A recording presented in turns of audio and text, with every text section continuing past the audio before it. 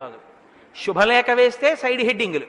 సుముహూర్తం ఇన్ని గంటలకి, వరుడు ఫలానాది, వధువు ఫలానాది, వేదిక ఫలానాది, విందు రాత్రి 8 గంటల నుండి 9:30కి, ముందొస్తే పెట్టం, తర్వాత వస్తే ఉండదు. ఏం చేయాలి అంటే నువ్వు వచ్చి తిని వెళ్ళిపో, ఎందుకంటే కడుపుకి అన్నం లేక ఏడుస్తున్నావు కనుక. తప్ప అక్కడ పెళ్లి కొడుకు ఉండడు, పెళ్లి కూతురు ఉండదు. ఒకవేళ ఉన్నా వాళ్ళకి అప్పటికి పెళ్లి అవ్వదు. ఇంకా తెల్లవారకట్ట ముహూర్తం. ఇవాళ రోజు సాయంకాలమే వాళ్ళిద్దరూ 2 సింహాసనాల మీద, వాడు కొర్ణుడు సహజ కవచకుండలాలతో పుట్టినట్టు బూట్లేసి కూర్చుంటాడు. మీరెళ్ళి పొరపాటున అక్షతలేశారో వాడు బూట్లతోటి అలాగే కూర్చుని ఓ చేత్తో ఇలా అంటాడు. వాడికి ఆశీర్వచనం చేయాలి మీరు. వాళ్ళిద్దరు ఇంకా దంపతులు కారు, కన్యాదానం జరగలేదు. ముందే వీళ్ళిద్దరూ కుర్చీల్లో కూర్చుంటే వైదిక నిష్ఠున్న వాళ్ళిళ్ళు ఆశీర్వచనాలు చేయాలి వాళ్ళకి. అసలు పెళ్ళి అవ్వలేదు, వీడు అన్నం పెడతాడు. ఎందుకు పెడతాడో తెలియదు. పెళ్ళి అయ్యాక అన్నం పెడతారా, పెళ్లికి ముందు అన్నం పెడతారా? పెళ్లికి ముందు అన్నం బంధువులకు పెడతారు, పెళ్ళి అయ్యాక అన్నం అందరికీ పెడతారు. ఆవిడ నన్ను 2 ప్రశ్నలు అడిగారు నేను వాళ్ళ ఇంటికి వెళ్ళినప్పుడు. అందులో ఒకటి, పువ్వులు రేకులు కింద విడదీసి పూజ చెయ్యవచ్చా అని అడిగారు. మంచి ప్రశ్న, అందుకు నేను ప్రస్తావిస్తున్నాను. బాగా జ్ఞాపకం పెట్టుకోండి. పువ్వు అంటే లక్ష్మి, పువ్వు అంటే జ్ఞానం, సరస్వతి. పువ్వు అంత కోమలమైనది, పువ్వంత పరిమళంతో కూడుకున్నది, పువ్వంత మంగళప్రదమైన వస్తువు లోకంలో లేదు.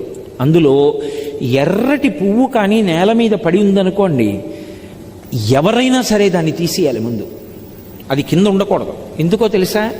ఎర్ర పువ్వు కింద పడి సువాసిని కానీ ఎవ్వరూ తొక్కకూడదు, సువాసిని ప్రత్యేకించి తొక్కకూడదు. ఎందుకంటే అది సౌభాగ్య వస్తువు ఎర్ర పువ్వు. అందుకని వెనక ఎవరైనా తొక్కుతారేమోనని వెంటనే తీసేసి ఏ చెట్టు మొదట్లోనో పెట్టేయాలి. అంత పరమ పవిత్రమైనటువంటి పువ్వులు పూజ చేయడానికి నీ దగ్గర సరిపోయినన్ని లేకపోతే, ఒక్క పువ్వు ఉంటే ఆ ఒక్క పువ్వే వేసి మిగిలినది పూజలో ఏ పదార్థం లోటొచ్చినా అక్షతలతో పూరణం చేస్తారు. అసలు నిజానికి పూజలో చాలా మనం ఇవ్వం. జ్ఞాపకం పెట్టుకోండి. మంత్రం ఒకలా ఉంటుంది, మనం అక్కడ ఇచ్చేది ఏమీ ఉండదు. సింహాసనం సమర్పయామి అంటాడు, రోజు పట్టుకొచ్చి వేస్తున్నాడు. ఏమిటి సింహాసనం? అక్షతలు వేస్తాడు. మనసులో భావన చెయ్యాలి. ఎర్రటి మెత్తటి పరుపులు, పాదపీఠం, ఇలా సింహం ముఖం తీసుకొచ్చి అక్కడ వేస్తే దాని మీద ఆయన కూర్చున్నాడని భావిస్తాం. అది అక్షత. క్షతము అంటే విరిగిపోవడం. అక్షత నడుము విరగని పసుపు కలిగిన బియ్యం.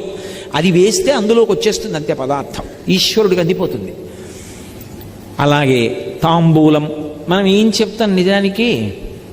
తాంబూలం ఇచ్చేటప్పుడు ఒక మాట చెప్తాం, ముక్తాచూర్ణీన సంయుక్తం తాంబూలం ప్రతిగృహ్యతాం అంటాం. అసలు నిజంగా మంచి ముత్యం తీసుకొచ్చి కాలుస్తారు.